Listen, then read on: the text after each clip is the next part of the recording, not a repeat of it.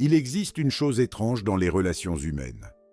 Nous croyons souvent que les personnes importantes se reconnaissent immédiatement, que ce qui compte vraiment est évident, que lorsqu'une présence est précieuse, nous le savons. Mais ce n'est presque jamais ainsi que les choses se passent. Certaines présences deviennent silencieusement normales. Elles s'installent dans notre quotidien. Elles répondent aux messages. Elles sont là lorsque quelque chose ne va pas. Elles occupent une place si constante que nous finissons par oublier qu'elle existe. Puis un jour, quelque chose change. Pas forcément une dispute, pas forcément une rupture, parfois simplement une distance, un silence, une habitude qui s'interrompt, et soudain, quelque chose devient visible. Les messages qui semblaient ordinaires, l'attention qui semblait acquise, la présence qui semblait permanente. Tout réapparaît, comme si l'absence révélait ce que la proximité avait fini par cacher.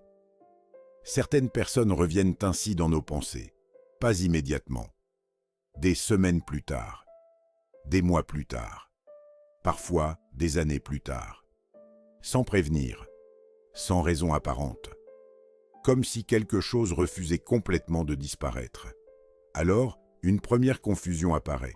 Nous pensons regretter une personne. Mais ce n'est pas toujours la personne qui revient. Parfois, c'est autre chose. Une certitude, une stabilité, une place devenue invisible à force d'avoir toujours été occupée. Puis, cette place se vide, et seulement alors nous réalisons qu'elle existait. Mais il existe une deuxième découverte, plus discrète, plus difficile à accepter, car ce qui nous manque n'est pas toujours ce que cette personne représentait. Parfois, ce qui nous manque, c'est la version de nous-mêmes qui existait lorsqu'elle était là. La façon dont nous regardions l'avenir, la façon dont certaines inquiétudes semblaient plus légères, la façon dont certaines journées paraissaient plus simples, puis cette personne disparaît, et cette version de nous disparaît parfois avec elle. C'est là que certaines absences deviennent difficiles à comprendre.